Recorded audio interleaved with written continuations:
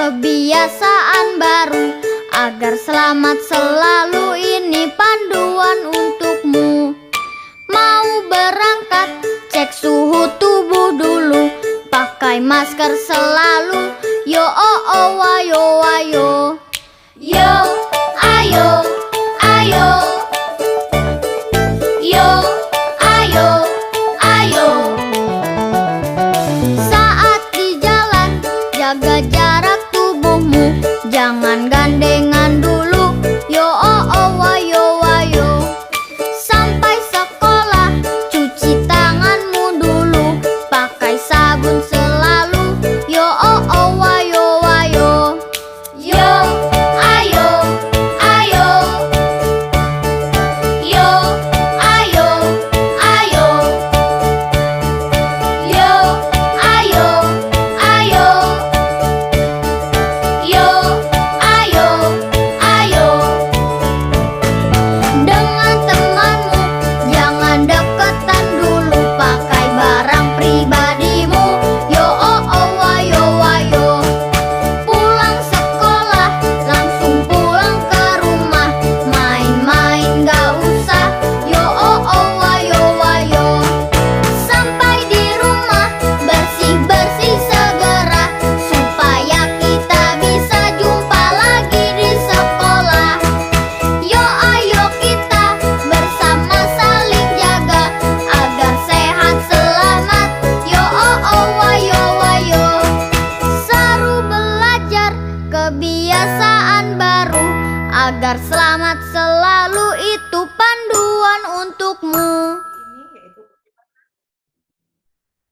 Yaitu percepatan pencegahan stunting di Indonesia, Sabtu 21 Agustus tahun 2021. Om Swastiastu. Namaskar. Om Swastiastu, Assalamualaikum. namaskar. Assalamualaikum warahmatullahi wabarakatuh. Salam sejahtera bagi kita semua. Salam Namo Buddhaya. Terima kasih kepada tim narasumber dari Puskesmas Denting yang sudah berkenan hadir pada acara ini. Terima kasih kepada rekan guru semua, dan terima kasih yang sebesar-besarnya kepada orang tua yang sudah berkenan meluangkan waktu agar bisa ikut bergabung pada acara parenting pagi ini. Sebelum acara dimulai, izinkan saya memimpin doa bersama. Untuk itu, Bapak Ibu, saya silakan untuk berdiri.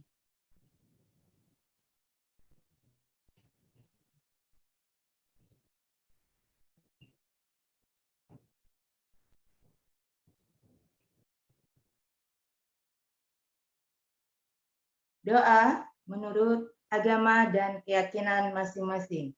Doa mulai.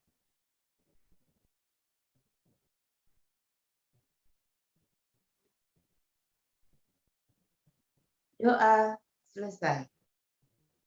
Bapak Ibu, saya silakan untuk duduk kembali. Terima kasih. Acara yang pertama yaitu akan diisi langsung oleh rekan kita dari TK Bali Public School, yaitu Nikomang Okayanti SPD selaku calon pelatih nasional dalam makalnya yang berjudul Kesehatan Gizi, Pengasuhan dan Stimulasi Gizi Seimbang. Pada Ibu Komang Okayanti, saya silakan. Baik, terima kasih Miss Utari atas waktunya.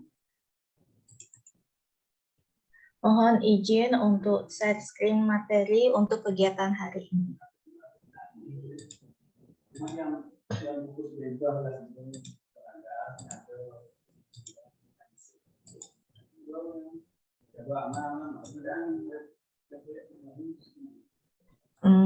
Apakah materi yang saya tampilkan sudah bisa dilihat, Bapak Ibu?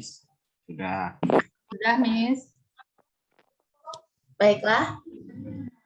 Terima kasih Bapak Ibu atas waktu dan perkenannya untuk hadir pada kegiatan parenting class pada hari ini. Perkenalkan, saya Nikomang Okayanti, salah satu guru dari TK Bali Public School, dan juga salah satu calon pelatih nasional dalam rangka program pemerintah yaitu percepatan penurunan tingkat stunting yang ada di Indonesia dengan materi kesehatan, gizi, pengasuhan, dan stimulasi. Baik Bapak Ibu, sebelumnya mari kita menonton video yang telah dipaparkan, yang telah dibuat oleh tim dari Dinas Kesehatan Nasional. Untuk itu silakan Mister. Ini Bu Sari, Pak Udin. Mereka sedang menantikan anak pertama mereka. 1 dari 3 anak Indonesia tumbuh kurang optimal. Begitu juga risiko yang dihadapi anak Bu Sari dan Pak Udin. Lalu, bagaimana memastikan seluruh anak Indonesia tumbuh tinggi dan cerdas? Untuk memastikan seluruh anak Indonesia tumbuh optimal, Presiden RI serta Kabinet Kerja meluncurkan Strategi Percepatan Nasional Pencegahan Stunting. Strategi ini memprioritaskan intervensi gizi di 1000 hari pertama kehidupan yang terdiri dari 5 pilar. Pilar pertama, Presiden dan Wakil Presiden memimpin langsung Stunting Summit tahunan untuk membuat komitmen publik dan arahan lebih lanjut. Sedangkan di tingkat kabupaten dan desa akan diselenggarakan Rembuk Kabupaten dan Rembuk Desa. Pilar 2, pemerintah meluncurkan kampanye nasional untuk mensosialisasikan pencegahan stunting. Kunjungan rumah diperlukan untuk memastikan keluarga Indonesia mendapatkan pelayanan kesehatan. Penanganan stunting dibutuhkan konvergensi lintas sektor. Untuk membuat perencanaan di kabupaten prioritas, Bappenas, Kemenkeu, Kemendagri membantu membuat perencanaan dan memastikan alokasi anggaran yang efisien. Kemensos akan memberikan bantuan non-tunai kepada keluarga rentan di kabupaten prioritas. Sedangkan, Kemendikbud akan mengembangkan model stimulasi dini untuk guru PAUD. Di sisi lain, Kemendes mempunyai peran untuk memprioritaskan penggunaan dana desa agar intervensi gizi tepat sasaran dan melalui kader pembangunan manusia mengidentifikasi 1000 HPK serta intervensi gizi tersalurkan secara serentak. Lebih lanjut, kementerian dan lembaga lain saling berintegrasi untuk membuat program yang diimplementasikan di tingkat kabupaten dan desa. Pemerintah juga mendorong kebijakan pangan agar mempermudah akses dan menurunkan harga makanan-makanan bergizi. Untuk memastikan apakah program tepat sasaran, BPS akan mengeluarkan angka prevalensi stunting tingkat nasional dan kabupaten di bulan September tiap tahun. Hal ini penting untuk melihat kabupaten yang berhasil dan dapat dicontoh oleh daerah lain. Beruntung bagi keluarga Bu Sari dan Pak Udin, karena mulai tahun 2018, Kabupaten Ketapang, Kalimantan Barat menjadi salah satu kabupaten prioritas. Pada tahun berikutnya, pemerintah memperluas cakupan program. Dengan demikian, dekade berikutnya terlihat jelas percepatan pencegahan stunting di Indonesia. Anak-anak Indonesia tumbuh tinggi, sehat dan cerdas, begitu juga anak Bu Sari dan Pak Udin.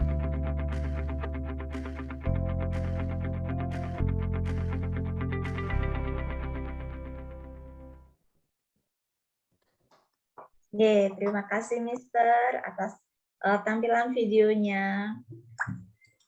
Mohon izin untuk share screen kembali.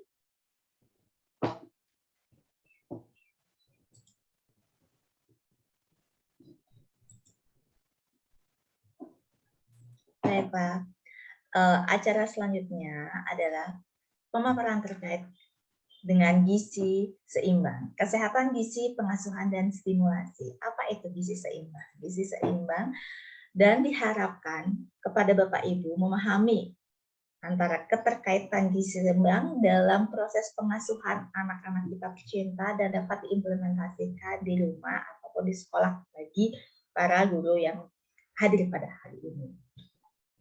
Gizi seimbang. Di sini terdapat beberapa gambar, yaitu tentang tumpeng tentang gizi seimbang dan 10 pedoman gizi seimbang. Kesehatan adalah keadaan sehat, baik secara fisik, mental, spiritual, maupun sosial, yang memungkinkan setiap orang untuk hidup produktif secara sosial dan ekonomis. Di mana dalam cangkupan mendapatkan kesehatan tersebut diharapkan kita semua dapat melakukan 10 pedoman gizi seimbang yang bisa kita implementasikan di rumah ataupun di mana saja. Yang pertama yaitu membiasakan mengkonsumsi aneka ragam makanan pokok, baik itu makanan pokok berupa nasi maupun makanan pokok jenis lainnya, dan bisa dikombinasikan. Kedua yaitu membatasi konsumsi panganan manis, asin, dan berlemak. Seperti dengan kegiatan parenting kita sebelumnya yang diisi oleh mahasiswa dari UNUD terkait dengan konsumsi makanan manis, sudah kita ketahui pula.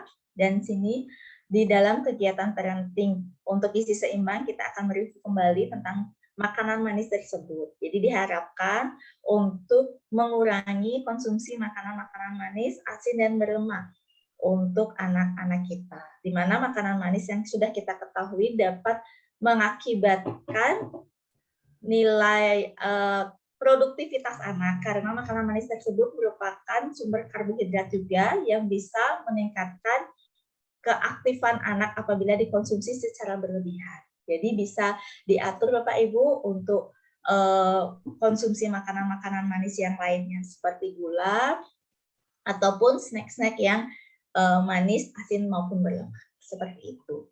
Selanjutnya adalah melakukan aktivitas fisik yang cukup untuk mempertahankan berat badan ideal. Karena masa pandemi sekarang ini Bapak Ibu, jadi aktivitas fisik tidak bisa dilakukan di luar, mungkin bisa dilakukan di rumah dengan tetap membutuhkan pendampingan yang cukup dari Bapak Ibu dan juga bisa bervariasi. Banyak kegiatan aktivitas fisik yang bisa Bapak Ibu lakukan di rumah dan juga bisa mengikuti program-program yang telah direncanakan dan dijalankan oleh masing-masing wali kelas sehingga program-program tersebut bisa dilakukan di rumah untuk aktivitas fisik tersebut. Jadi saya yakin pasti teman-teman rekan sejawat kami di TK Belipa School sudah memberikan materi yang cukup padat terkait dengan aktivitas fisik berupa rancangan pembelajaran mingguan dan bisa Bapak Ibu lakukan. Selanjutnya adalah membiasakan mengkonsumsi lauk pauk yang mengandung protein yang tinggi. Diusahakan Bapak Ibu untuk anak-anak bisa mencicipi beragam makanan lauk pauk. Jadi Bapak Ibu bisa siasati mungkin dalam porsi yang kecil terlebih dahulu dan bisa beragam jenisnya seperti itu. Jadi tidak hanya 1-2 item, misalnya sosis-sosis saja atau nugget-nugget saja. Karena saya juga memiliki anak kecil, jadi itu yang paling cepat dan paling disukai oleh anak-anak. Tapi mungkin bisa kita siasati dengan mengganti beberapa macam lauk pauk sehingga anak-anak bisa mencoba dan pada akhirnya mau menerima lauk pauk tersebut dan memakannya dengan suka hati seperti itu. Selanjutnya adalah mencuci tangan memakai sabun dengan air yang mengalir. Mencuci tangan menggunakan sabun itu diusahakan dengan langkah-langkah yang baik dan benar. Mungkin sudah pernah diberikan materi tersebut juga oleh rekan-rekan kami, guru-guru kami yang hebat pada saat proses pembelajaran, yaitu 7 langkah menggunakan 7 langkah cara cuci tangan menggunakan sabun dengan air yang mengalir tentunya. Selanjutnya adalah membiasakan sarapan pagi. Kita sudah tahu pasti bahwa sarapan tersebut adalah hal yang mutlak untuk anak-anak dan diharapkan bisa dilakukan baik itu di rumah maupun di tempat yang lainnya, seperti itu. Membiasakan minum air putih yang cukup dan aman. Diharapkan anak-anak bisa dan minum air putih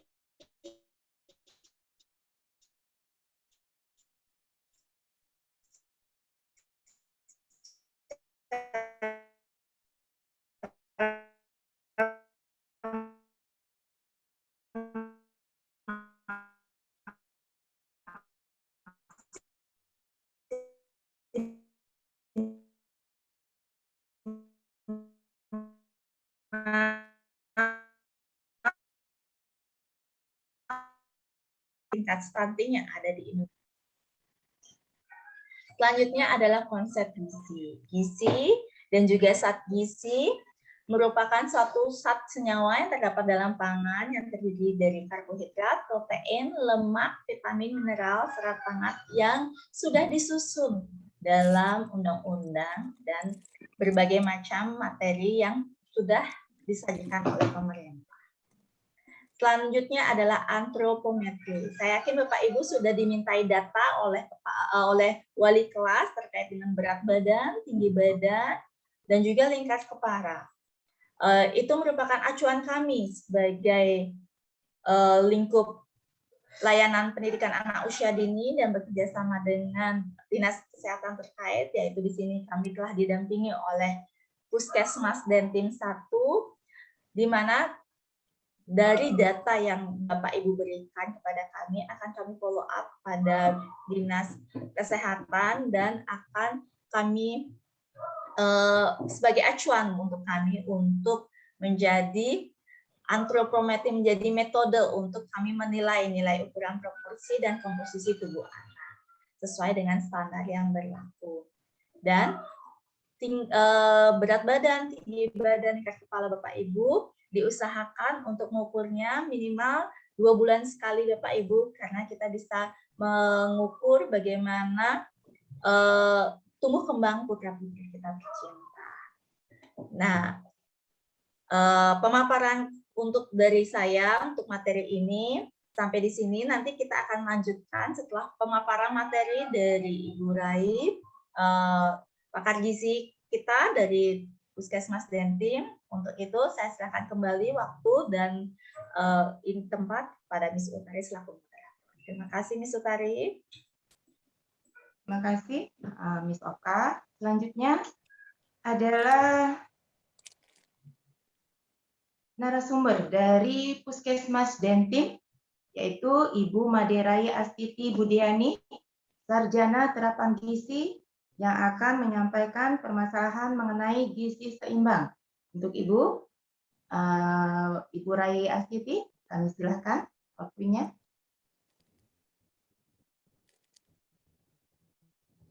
Cek. Suara saya kedengaran, Ibu? Ya, kedengaran, Bu. Jelas, Bu? Ya. Soalnya di sini rada tadi sempat agak ngelek-ngelek. Nah, terima kasih, Bu. Senang sekali hari ini saya diundang untuk sharing.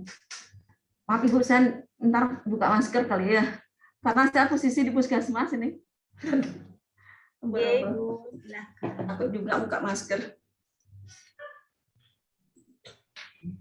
Oke, seperti tadi nama tiang Maderai Astiti Budiani, saya tenaga pelaksana gizi Puskesmas 1 Denpasar Timur. Luar biasa sekali diberi kesempatan untuk berbagi di sini. Kemarin saya sempat kontak sama Miss Oke ya. Benar nggih? Terakhir kita ketemu itu kalau nggak salah 2019 kalau nggak salah ya. Ibu sebelum pandemi dengan ya. Ada luar biasa kemarin dengan semangat yang begitu menggebu-gebu, dengan keyakinan kami bahwa harapan kami bahwa TK Public School ini akan nantinya maju sampai ke provinsi. Ternyata tiba-tiba ada pandemi. Mohon maaf ibu-ibu. Jadi nanti semoga kedepannya walaupun dengan apa namanya lewat virtual, bukan semoga apa yang menjadi PR kami bisa sampai juga ke sekolah hari ini yang belum salam Om Swastiastu, Assalamualaikum warahmatullahi wabarakatuh. Maaf saya tidak terlalu fasih. Salam, namo buddhaya. Bisa kita langsung aja Bu materi yang diinformasikan ke tiang untuk disampaikan hampir sama dengan punyanya Bu Oke tentang gizi seimbang sebentar ya, screen. Izin untuk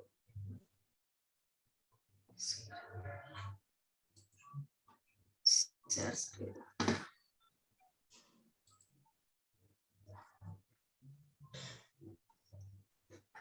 Sudah kelihatan Ibu? Mungkin masih proses. Sudah, Oke, sudah. sampun. Di tiang sampun? Oke, sampun, sampun. Sampun. Tadi materi yang disampaikan Miss Soko itu tiang bisa langsung aja karena waktunya cuma 10 menit Jadi tadi materi yang disampaikan oleh Miss Soko itu bagus sekali. Memang gizi seimbang itu seperti yang tadi disampaikan itu memang dasarnya ada 10 pesan dasar itu. 10 pesan dasar itu tadi sudah dijelaskan tentang gizi seimbang. Nah, 10 pesan dasar itu ada 4 pesan pokoknya Tadi itu yang Ibu jelaskan itu nanti ada makan gizi seimbang. Nanti Tiang jelaskan seperti apa. Tadi sudah dijelaskan juga minum air putih yang cukup, aktivitas fisik ya. Jadi inti dari tadi itu ada 4 pesan pokoknya Terus mengukur tinggi badan dan berat badan seperti yang disampaikan di screen terakhir tadi. Nah, untuk mempermudah ibu-ibu,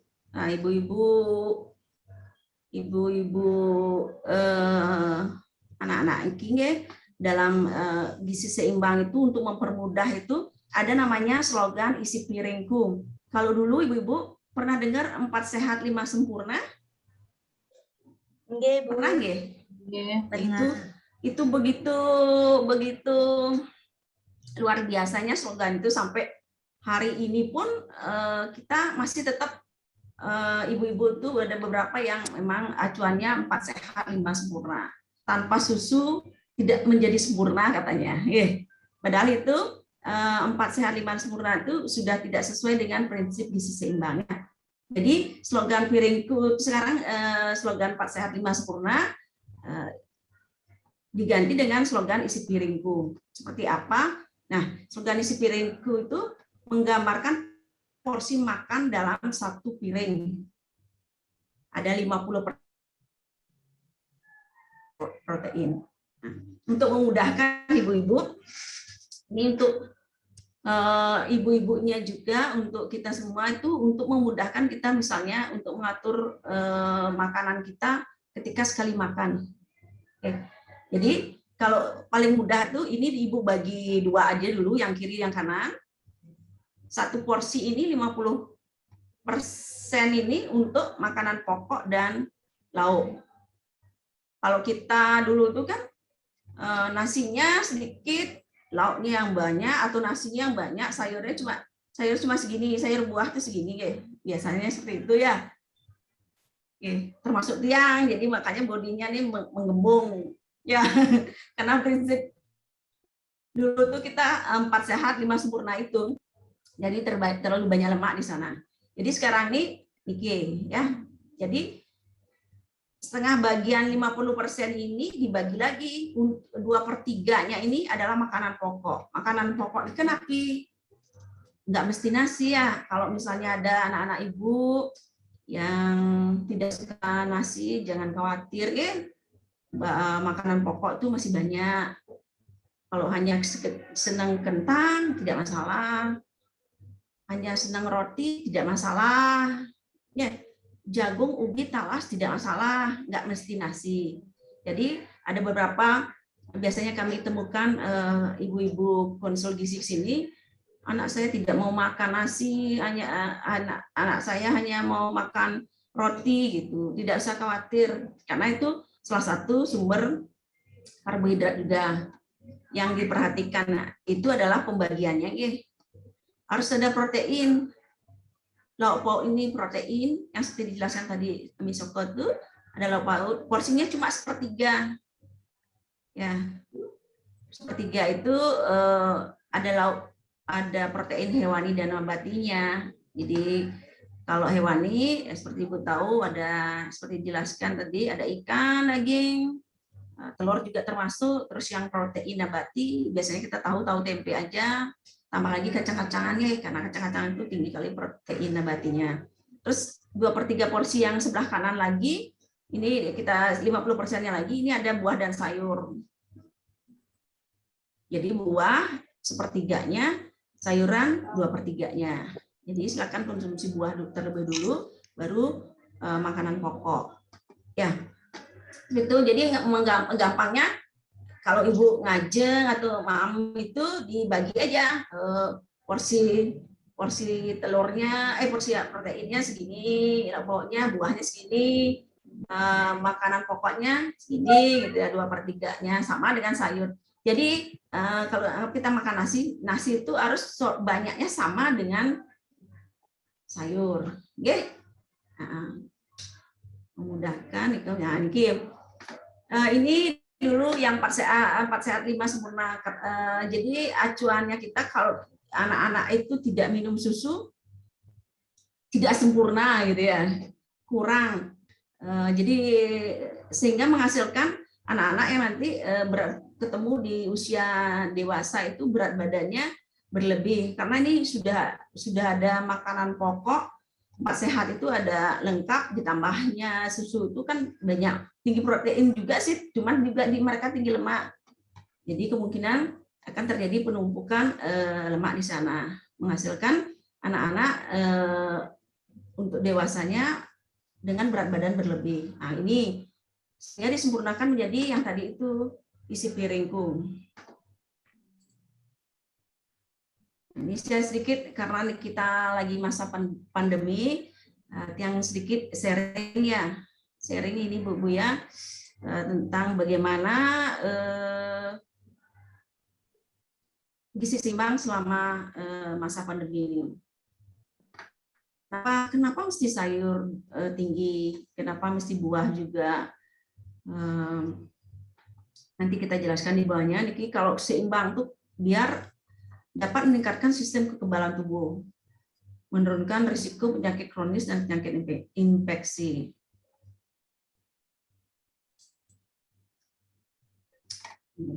Tadi sudah dijelaskan, ini yang masa pandemi ini sudah dijelaskan tadi, batasi gula garam, ini yang tadi udah gizi seimbang, batasi gula dan garam, seberapa banyak gulanya gitu. Jadi pertanyaan kan Ibu-ibu, gula maksimal dikonsumsi itu cuma 50 gram. Mungkin kemarin sudah diinfokan katanya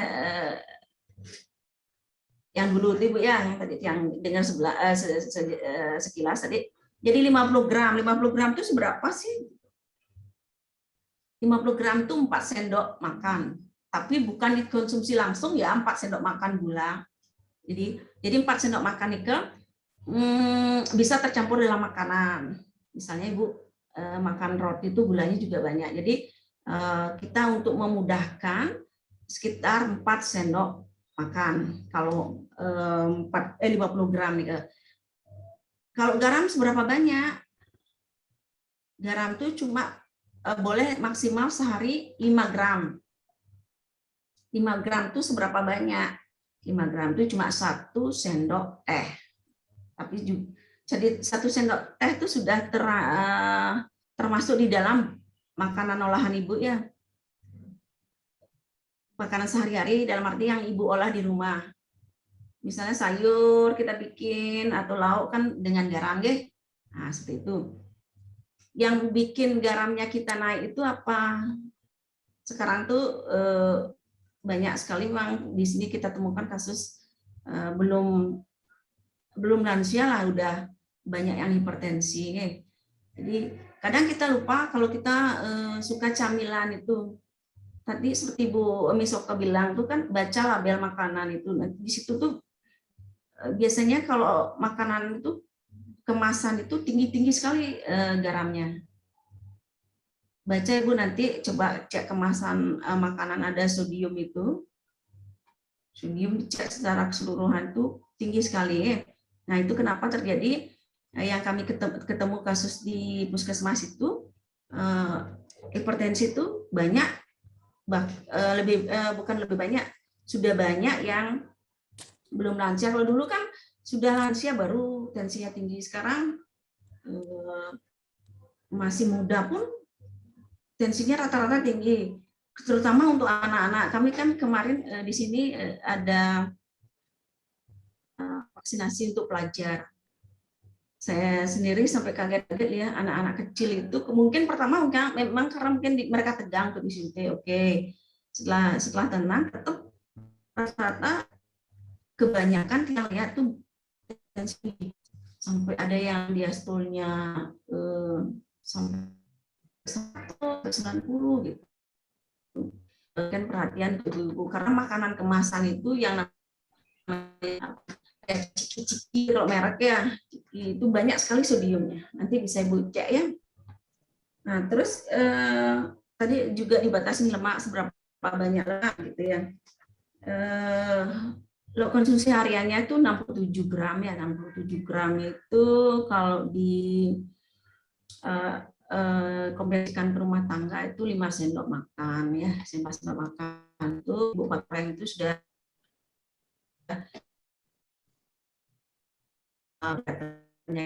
kondisi normal. Ketiga, kenapa konsumsi suplemen multivitamin ini kan imun kita. Suplemen bisa kita dapat dari mana? Vitamin kita bisa dapat dari suplemen, salah satunya di samping dengan buah sayur. Terus kalau misalnya vitamin D itu kita bisa dapat dari sinar matahari ya. Terus kalau dari sinar matahari waktu yang untuk berjemur itu jam berapa, kan itu jadi pertanyaan. Nah, jadi waktu yang baik untuk kita bisa mendapatkan vitamin D untuk vitamin D itu di jam 12 sampai maksimal jam 2 siang ya. Jadi jam 12 siang ketika matahari benar-benar berada ketika kita tidak ada bayangan sama sekali. Jadi tidak perlu lama, 5 sampai 10 menit, 5 menit dia sudah cukup. Karena ketika tubuh kita memerah itu vitamin D panjang lubang B untuk yang menghasilkan vitamin D itu tidak akan masuk sampai ke tubuh kita. Jadi perlunya 5 menit saja. Kalau yang biasanya kalau dulu kan kita tahunya pagi hari kita jemur. Nah, itu gelombang yang sampai itu bukan yang menghasilkan vitamin D, yang mengubah provitamin D di tubuh kita menjadi vitamin D. Beda nih ke panjang gelombang alfa dia, jadi beda. Jadi kalau yang jam 12 sampai jam 2 itu gelombang B dia, ya. Jadi diperlukan jam 12 sampai jam 2 siang aja, dan jangan lama-lama, nanti ibu kosong nanti ya. Terus hindari rokok dan minuman beralkohol, karena kalau kita imunnya kalau untuk menjaga imun kan ini tidak bagus ya. Istirahat cukup. Ini yang sering sekarang kita agak sulit mengendalikan ini karena kejenuhan. Mungkin ibu-ibu rasakan juga ya kejenuhan kita di rumah saja gitu. Untuk kadang emosi juga kita tidak terkali, apalagi di rumah ngajarin anak, selanjutnya mungkin ada beberapa ibu yang seperti itu ya, yang kita. Terus aktivitas fisik sudah dijelaskan tadi sama Miss tadi ya. Nah, keamanan pangan ini nanti ibu kalau waktunya sudah ini diinformasikan ya. Nah, ini keamanan pangan, cuci tangan dengan sabun di air mengalir sebelum kita mengolah makanan ya. Di sini pisahkan penyimpanan serta bedakan tisu dan talenan. Untuk bahan makanan mentah dan matang, kenapa? Karena ada beberapa bahan makanan mentah itu kan merupakan sumber bakteri. Kalau kita tidak bersih terus memasak dengan matang, terutama protein hewani. Simpan makanan makanan matang pada suhu yang tepat. Gunakan air dan bahan baku yang aman. Itu saja. Nah, sekarang tadi yang di gizi seimbang itu buah dan sayur, saya bahas buah dan sayur saja. Kenapa ini, kenapa buah, kenapa sayur? Nah, mereka tuh yang dapat meningkatkan imunitas tubuh kita selain suplemennya. Nah, terus ada di buah-buah itu ada antioksidan untuk melawan radikal bebas, terus vitamin juga tinggi di buah dan sayur, terus mineral-mineralnya juga agar kinerja tubuh dan organ kita itu terjaga nih. Di buah dan sayur ini kalau misalnya mungkin nanti saya akan kasih Miss Oko nanti untuk di-share ya, ada fungsi dari buah dan sayur yang berwarna merah, yang berwarna hijau, itu ada fungsinya. Nanti bisa di-share ke ibu-ibu dari murid siswanya. Nanti yang saya lupa yang kemarin informasikan. Jadi nanti ibu bisa, ibu nanti misalnya apa namanya itu buah sayur hijau, misalnya. Sayur hijau itu banyak mengandung apa aja, yang bacakan misalnya sebaiknya bacakan dulu karena banyak sekali ini ya.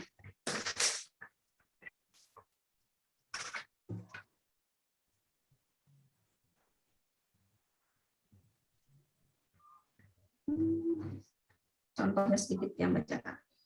Sayur berwarna hijau itu banyak sekali mengandung karoten untuk antioksidan ya. Semakin hijau warna sayur, maka semakin banyak mengandung karoten, vitamin C, asam folat, dan mineral. Selain untuk meningkatkan imunitas tubuh, sayuran hijau juga mempunyai fungsi untuk menghambat pertumbuhan sel kanker, membantu produksi sel darah merah, dan menguatkan sel otak.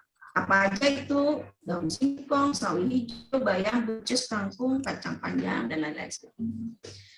Jadi semua yang berwarna itu nanti ada fungsinya. Maksudnya lebih banyak, misalnya yang warna hijau lebih banyak vitamin C-nya, karotennya.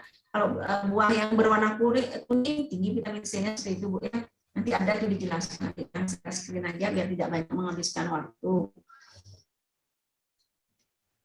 Oke, itu aja materinya biar tidak panjang, yang simpel-simpel saja. Nah, nanti kita lebih banyak ke sharingnya deh. Sharingnya kita lebih banyak. Di sini kan pasti yang terkumpul adalah ibu-ibu muda dengan informasi-informasi yang didapat dari apa namanya, informasi yang sekarang kita bisa akses itu kan sangat luas banget ya. Jadi di sini kita saja lebih banyak nanti kita saling pengalaman-pengalaman selama pandemi untuk gizi seimbang khususnya. Bu, silakan sharing. Nanti kalau misalnya pertanyaan kita sharingkan bareng-bareng di sini. Oke, terima kasih. Om Santi, Santi, Santi. Om.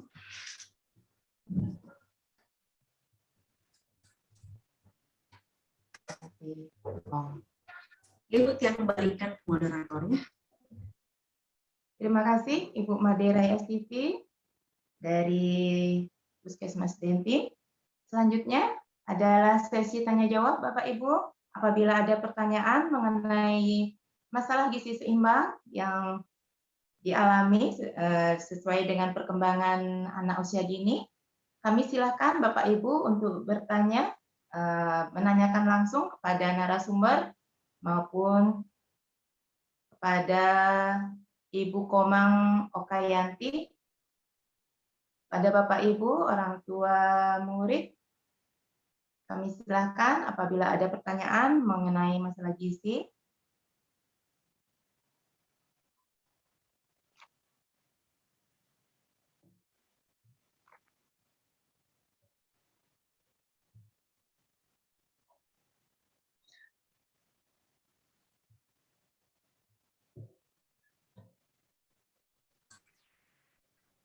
Ibu mungkin izin kalau misalnya tidak ada pertanyaan, mungkin ibu-ibu ibu-ibu siswa bisa sharing tentang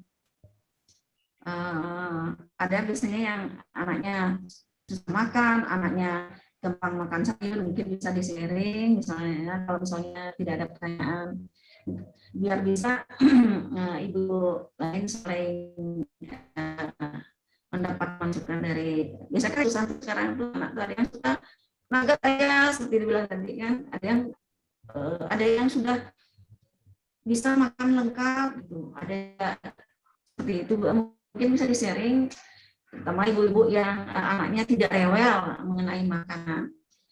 Biasanya sih seringan rewel ya. Ya, bisa di-sharing aja Ibu. Pagi, Miss. Ya, pagi Ibu. Ya, saya Ayu, orang tuanya Asya, TKB 2. Saya mau nanya nih, Miss, kalau misalnya, kan tadi disampaikannya kalau misalnya bisa makan daging atau ikan, itu protein hewaninya terpenuhi gitu. Sekarang kalau misalnya nih, anaknya nggak mau makan daging, terutama daging sapi atau daging ayam, terus ikan juga nggak mau, tapi kalau misalnya bahan-bahannya itu diolah, misalnya kayak daging dijadiin bakso atau ikan dijadiin bakso ikan, itu mau. Jadi gimana itu, Miss? Apakah gizi dari protein hewaninya tercukupi atau tidak? Makasih. Terima kasih Ibu atas pertanyaannya. Bisa ditanggapi langsung oleh Ibu Madera SPP mengenai pola makan anak yang tidak mau makan daging secara langsung ya, olahan daging. Jadi daging itu diolah menjadi olahan bakso agar menarik sehingga anak mau makan. Bagaimana Ibu? Atau Miss Oka? Silakan. Ya, Ya. Oke. Terima kasih. Tadi siapa tadi? Ibu Arsya. Arsya. Ibu Arsya. Terima kasih, pertanyaannya bagus sekali. Ini termasuk bagus Ibu untuk mengolahnya. Makanan sumber protein itu diolah menjadi apa saja bisa. Yang menjadi masalah ketika anak tidak mau makan, Ibu. Jadi ini biasanya ketika anak-anak sudah makan, ibu-ibu tuh tiba-tiba menjadi koki yang handal biasanya. Kreativitasnya langsung tinggi. Tujuannya karena kita sebagai ibu-ibu sayang sekali sama anak-anaknya. Jadi dengan isinya bagaimana akan jadi pertanyaan seperti itu. Tidak masalah, Bu. Justru bagus yang penting anak itu mau makan. Ya, tadi mau bakso itu nggak masalah, asal dibuat sendiri. Kalau beli itu kita kan tidak tahu secara kaldu bagaimana daging yang diolah seperti apa, kita tidak tahu. Kalau ibu buat sendiri tidak masalah. Oke. Kalau sekali-sekali beli boleh ya. Tapi kalau keseringan kan kita nggak tahu, misalnya kaldunya terlalu banyak penyedap. Terus daging yang giling itu kita nggak tahu. Jadi kalau TK itu antara 4 sampai 6 tahun ya Bu ya. Iya. Jadi kebutuhan proteinnya itu cuma 25 gram, tidak banyak. Kalau 25 gram tuh kalau kita ambil ayam aja, ayam potongan sedang itu 5 gram itu. 20 beratnya. Jadi di sana tuh paling ada sekitar 100 gram, sekitar 10-an.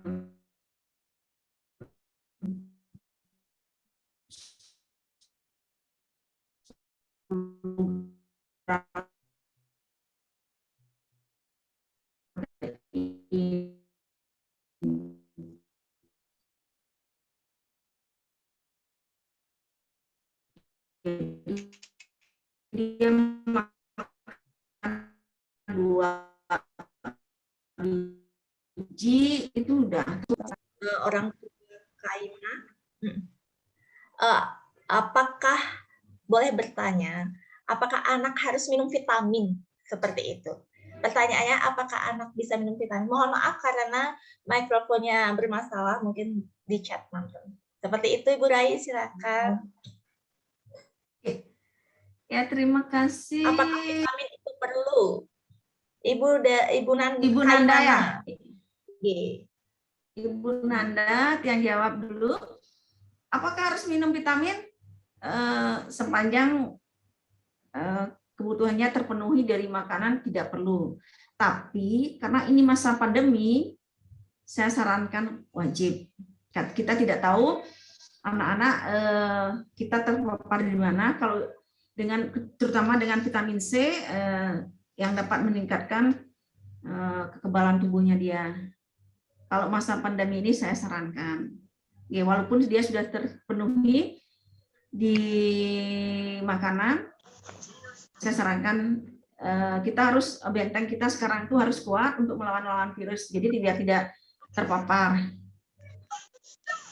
Kalau pandemi saya wajibkan. Kalau kondisi normal, sepanjang dia sudah terpenuhi di buah dan sayur, kami rasa cukup. Ya. Miss, Ibu, kalau anak-anak B kompleks, vitamin C dan B kompleks aja biasanya. Sekali, satu hari aja. Ada Mama Kensi yang angkat tangan. Ya, dipersilakan Mama Kensi. Ya, untuk sarapan saya mau nanya untuk sarapan. Jadi sarapan yang bagus itu sebenarnya yang bagaimana? Karena kadang-kadang anak cuma mau sereal gitu aja. Apakah itu sudah cukup atau bagaimana? Bisa tolong dijelaskan. Terima kasih.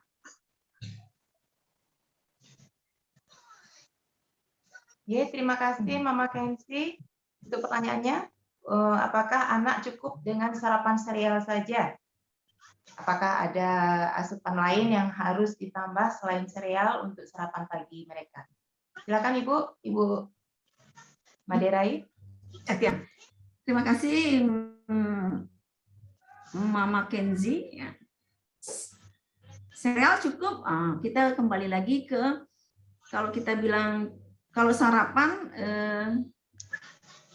balik lagi ke pedoman gizi seimbang itu kembali yang isi piringku tadi itu Ibu. Ya. Kalau dia sereal baru terpenuhi kebutuhan karbo dan protein saja ya, karbohidrat. Kalau misalnya ditambahkan jus, buah, alangkah lebih bagusnya. Biar tidak terlalu biasanya kalau sereal itu sarapan secara terus-menerus ada vitamin mineral yang tidak tercukupi dari buah dan sayur. Kalau ditambahkan misalnya biar gampang, kalau kita pagi itu anak nggak mau ribet segala macam, boleh ditambahkan jus buah. Kalau jus kombinasi buah sayur lebih bagus. Kalau hanya buah tidak masalah. Yang penting mau makan dulu. Yang susah itu sekarang anak yang mau makan itu mau makan dulu ya. Bagus itu. Nggak mesti nasi lengkap, nggak mesti. Sereal itu apa namanya itu? Serealnya itu kan udah tinggi karbohidratnya. Sereal kan ditambahkan susu itu Bu ya. Udah proteinnya, nggak salah. Bagus juga. Tapi jangan terus-menerus biar mereka tahu bahan makanan yang lain, variasi makanan yang lain Terima kasih. Terima kasih Ibu Made. Demikian Mama Kensi. Mungkin sarapan sereal dikombinasikan dengan asupan makanan ringan yang lain seperti jus yang disampaikan oleh Ibu Made Raya tadi. Ya, ada pertanyaan lagi, sepertinya dari saya terlewatkan, yaitu masalah porsi makan pagi, siang, dan malam. Apakah harus sama porsinya? Bagaimana Ibu Made dengan porsi makan pagi, porsinya, makan siang, dan makan malam? Apakah sama atau bagaimana? Oke. Tadi kalau porsinya, kalau siang dan malam tuh porsinya sama. Porsinya bukan variasinya, porsinya. Kalau variasinya silakan. Yang penting sesuai dengan isi piringku tadi. Kalau pagi biasanya kita lebih sedikit. Misalnya kalau kita persentasekan, kalau di pagi itu 25%, yang 75% itu siang dan malam, seperti itu.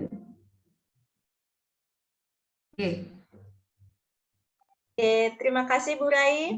Pertanyaan dari Papa Kainaya juga terkait dengan porsi itu. Bagaimana cara untuk mengetahui anak tersebut memiliki kekurangan ataupun kelebihan gizi. Bagaimana cara untuk mengetahuinya, Ibu? Harusnya Miss Okta nih tahu nih jawab ini. Bisa saya diambil nggak? Silakan. Dek, Dek, mohon izin. Untuk Papa Kenaya,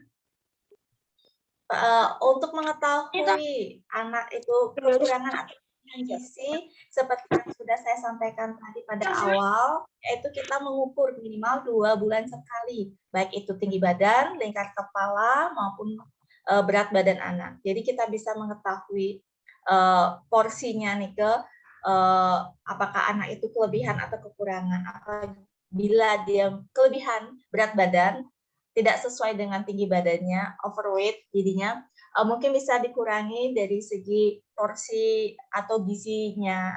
Kemungkinan lebih banyak dalam gula ataupun karbonya, seperti itu. Untuk hitung-hitungannya, mungkin bisa Bu Rai lebih pakemnya. Mungkin lebih tingginya seberapa, untuk ukuran ideal berat badan anak itu berapa, itu mungkin yang perlu dijelaskan, Ibu, biar seimbang antara tinggi dan berat badan anak. Diperkirakan saja untuk usia anak 4, 5, dan 6 tahun. Sebenarnya kalau ngitung itu tuh lebih bagus memang individu.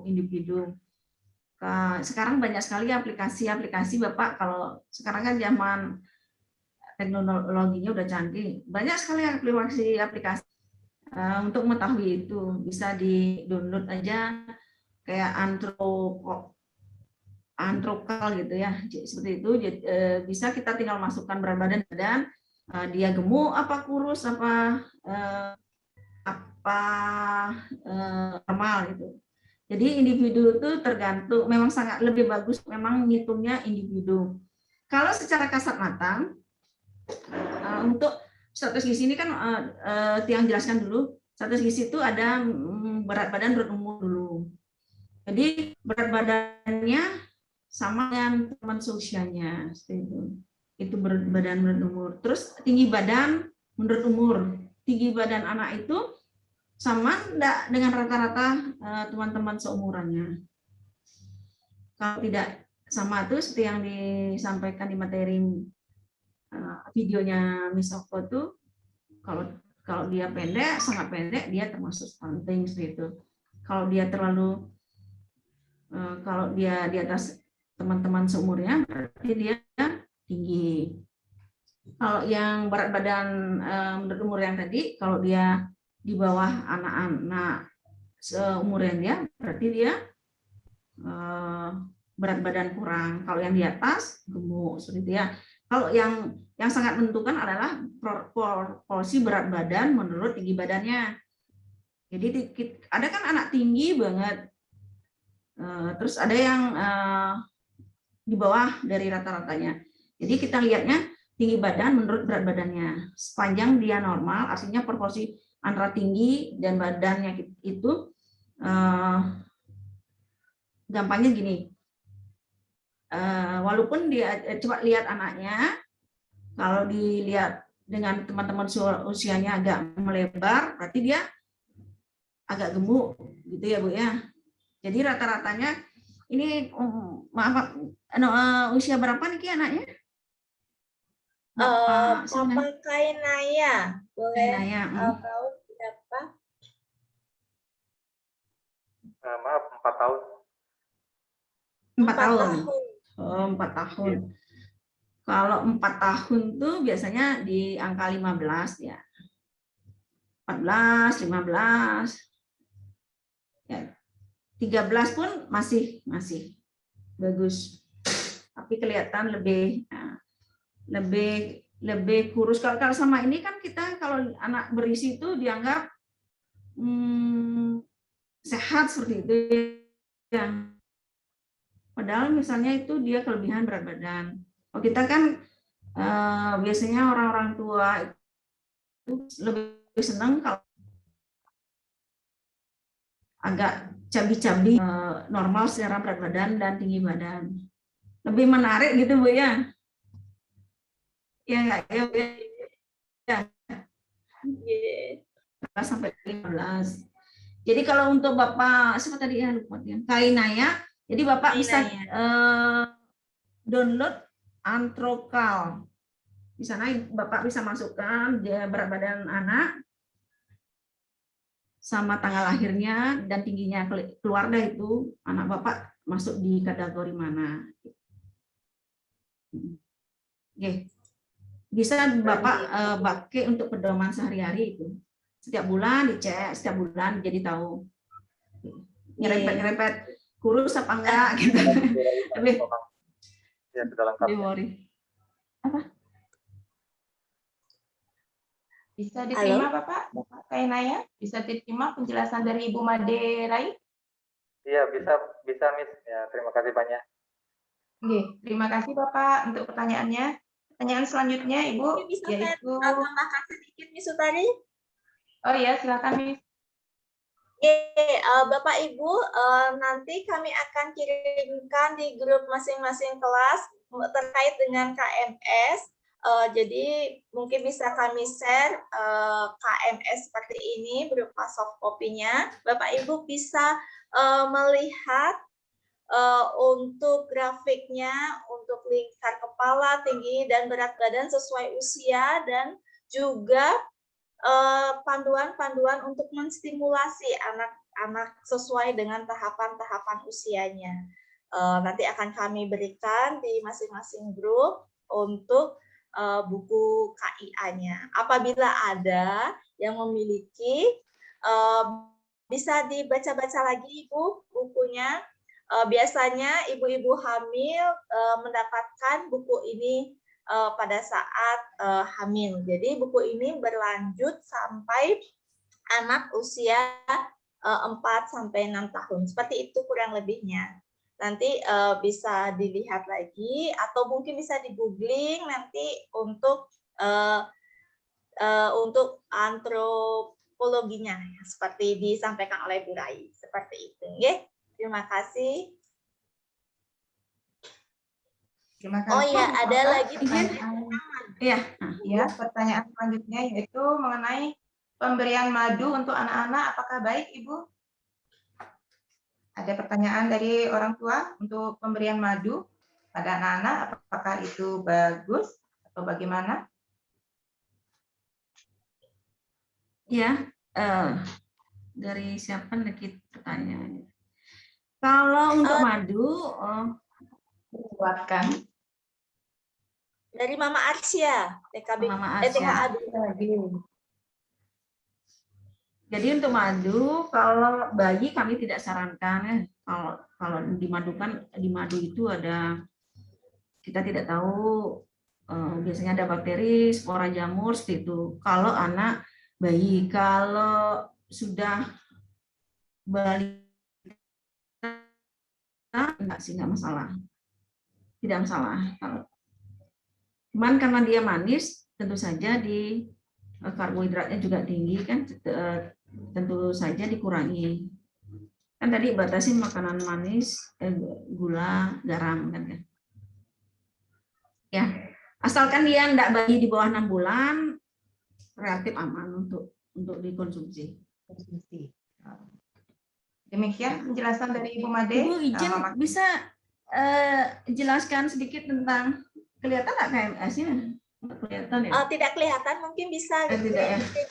background-nya dihilangkan dulu. Iya ya, sebentar. Oke.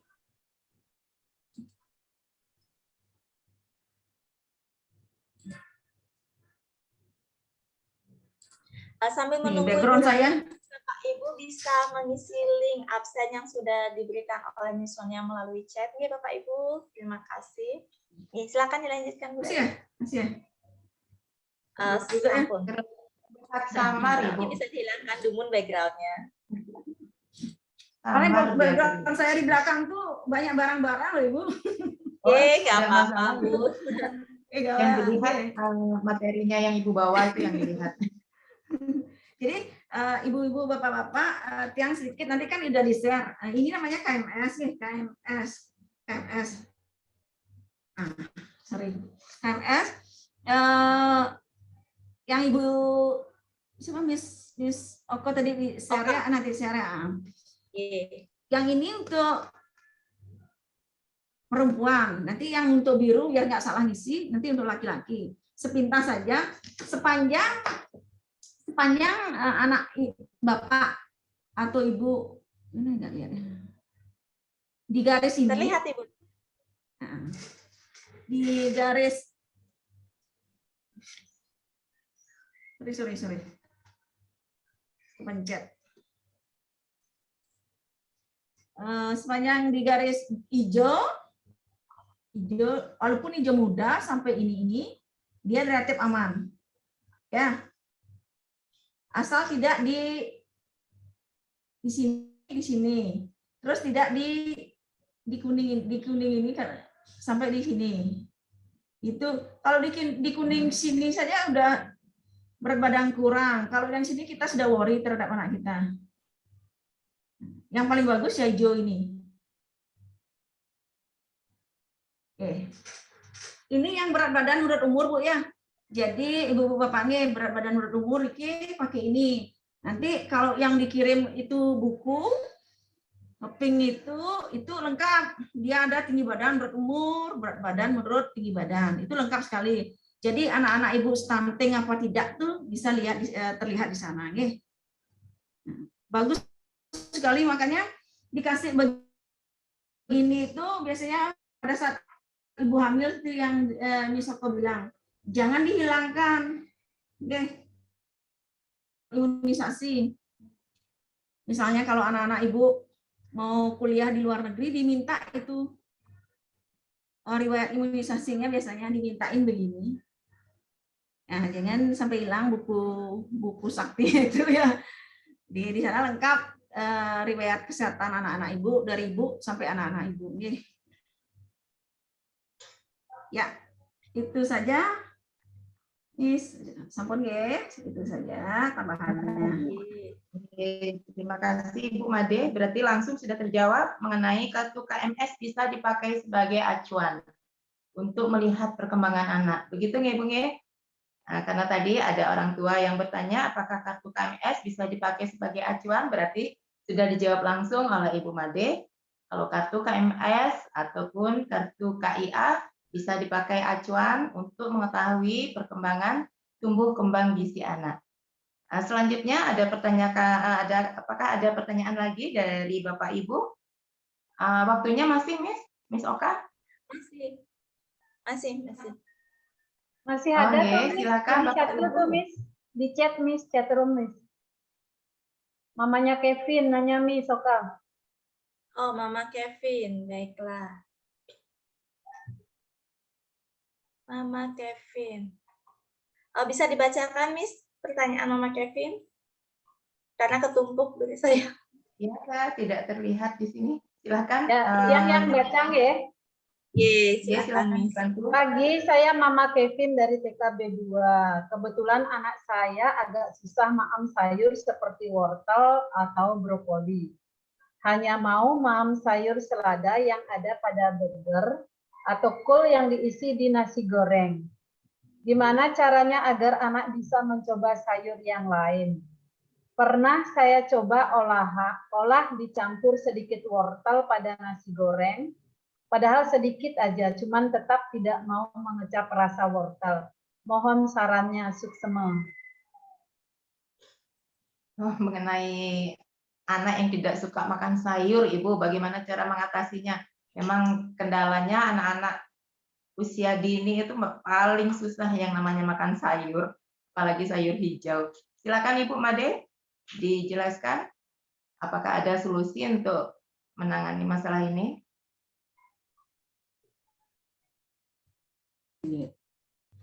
Ya, terima kasih Bu. Siapa tadi Bu? Mamanya Kevin. Nah, Mama Kevin. Pertanyaannya bagus. Ini adalah masalah klasik anak-anak. Nah, jadi sebelum tiang jelas bagaimana solusinya, perlu ibu-ibu diingat, anak-anak yang sekarang itu adalah anak-anak yang apa yang ibu beri makan pada saat dia mengenal pertama kali. Nah, jadi biasanya yang kita lakukan adalah ketika mengecap makanan pertama kali di usia berapa itu setelah makanan AMPA di usia 6 bulan. Kalau ibu memberikan variasi makanan di sana, termasuk sayur dan buah, sayur mayur yang bercampur yang berbagai jenis, besarnya akan sangat mudah. Kenapa saya berani mengatakan seperti itu? Karena semua yang trialkan kepada anak. Jadi memang mereka jadi tidak masalah mau makan sayur dan tidak, itu pun kepada ibu-ibu balita di posyandu seperti itu kami sarankan. Ketika dia MPASI itu MPASI pertama yang megang peranan penting ya. Sekarang kan sudah di usia ini susah. Kenapa? Seperti tadi ibu bilang untuk variasi makanan sangat diperlukan. Jadi sekarang yang kita ibu-ibu, anak-anak ibu tuh pertama kita lihat tuh sukanya apa dulu. Misalnya dia juga suka daging ayam,